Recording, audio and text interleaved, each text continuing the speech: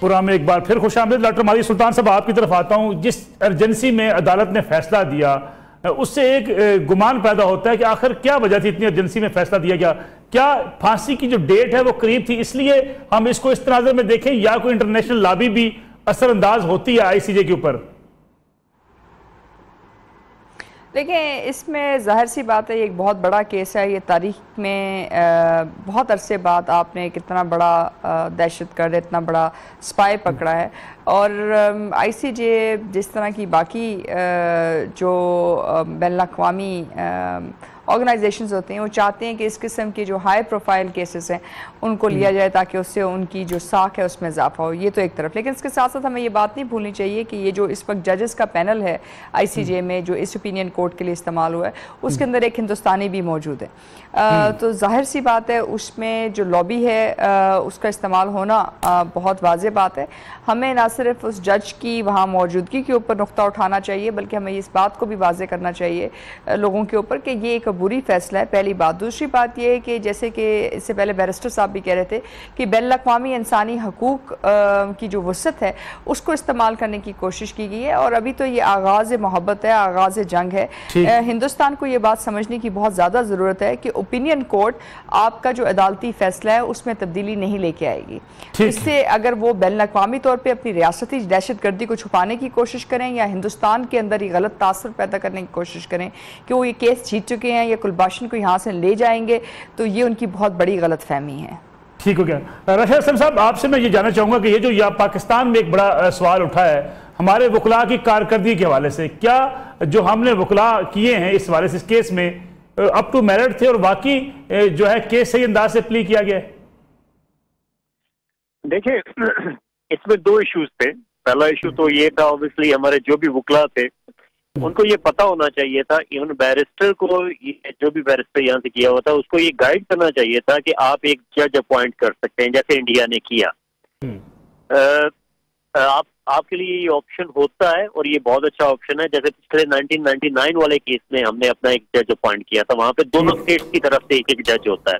अब जहाँ तक नुक्ता एतराज है, हम जज पे नुक्ता एतराज नहीं उठा सकते, ये स्टेट का हक है कि एक एक जज अपना अपॉइंट कर सकती है। हमने वो हक लूज कर दिया। अगर हमारा जज होता तो इतना हो सकता है कि एक तरफा फैसला हमारे खिलाफ ना आता, जुरिस्डिक्शन पे कोई बात हो सकती थी। पहला पॉइंट। दूसरी बात ये जो बहुत अहम है कि ऐसे फोरम पे एक एक मिनट काउंट किया जाता है, एक एक मिनट बहुत अहम होता है। जैसा कि इस पूरे केस में जो प्रोसीडिंग्स थी और जो हमने सबमिशन दी वो हमने तकरीबन 40 से 50 मिनट्स के अंदर कंप्लीट कर दी, हालांकि हमारे पास 90 मिनट्स थे। मीन्स कि हमने 40 मिनट जाया कर दिए अपने, जो कि बहुत अहम थे।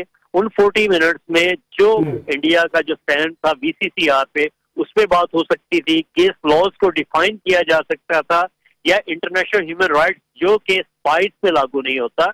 इंटरनेशनल ह्यूमन राइट्स में ये वाज़ेह कहा गया है, जो कि जिनेवा कन्वेंशन 1949 फोर्थ में हुआ था, उसका आर्टिकल 5 ये कहता है कि जहां पे स्पाइस होंगे, जो भी बंदा स्पाइंग करता पकड़ा जाता है वो अपने राइट्स फोरफीट कर देता है।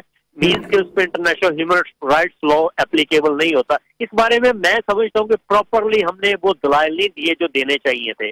उसमें या तो हमारी तैयारी बहुत अच्छी नहीं थी, या फिर हमें वो पूरा मुआवजा नहीं दिया गया था, या कुछ ना कुछ इसमें हुआ। लीगल टीम की तरफ से काफी सारी कमजोरियां रह गई, क्योंकि जज का जो इशू था बहुत अहम इशू था। आपका एक जज होता है, ऑब्वियसली एक गुफ्तगू होती है केस सुनने के बाद, हेयरिंग से पहले जब केस की सबमिशन होती है, तो उस पे ऑब्वियसली आप लॉबिंग कर सकते थे। हमारा जज एक बहुत अच्छा किरदार अदा कर सकता था, जो कि हमने वो लूज कर दिया पॉइंट, या जो रिस्ट्रिक्शन पे उनको कायल कर सकता है वो पॉइंट हमने लूज किया। तो बहुत सारी इसमें कबाहतें हैं, लेकिन ऐसी भी कोई बात नहीं है कि जिससे हम बहुत ज्यादा मायूस हो जाएं।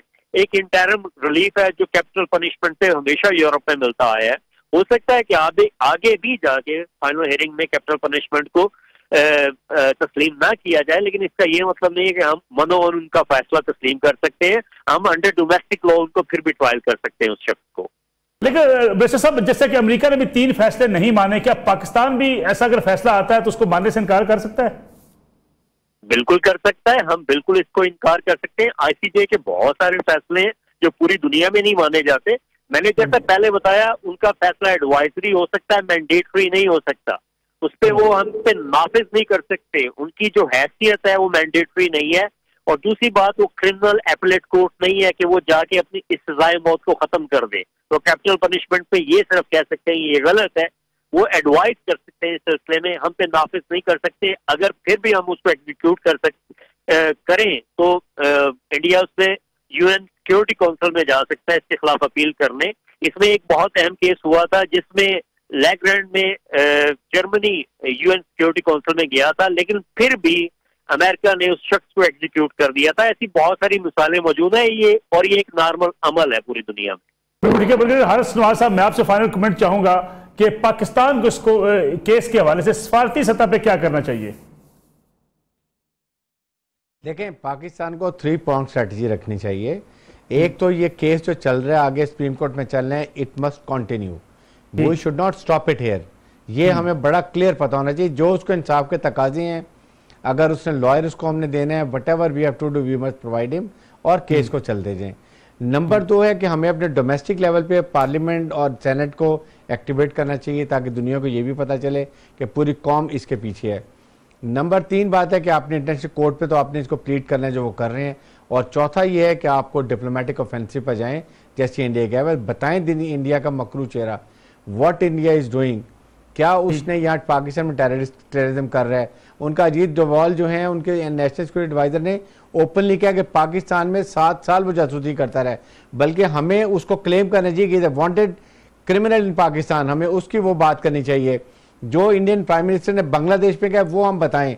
उसके बाद जो ओपनली बलोचिस्तान का FM चला रहे हैं बलोचिस्तान इंडिया के अंदर, वो बताएं कि कैसे सेपरेटिस्ट मूवमेंट को सपोर्ट कर रहा है वो। ये जो सारी चीजें अगर हम ये साथ लेकर आएंगे, फिर दुनिया में जाके बताएंगे, तो पता चलेगा कि ओपिनियन लोगों की जो होती है हम कैसे मोल्ड करते हैं। हम तो गिव अप करके बैठ गए। मुझे फॉरेन ऑफिस में इस वक्त बिल्कुल पैरालिसिस लगता है, कोई समझ नहीं आ रही कि क्या हो रहा है। We have to very focused, it's a very important case, prestige की बात भी है इंडिया के बाद भी।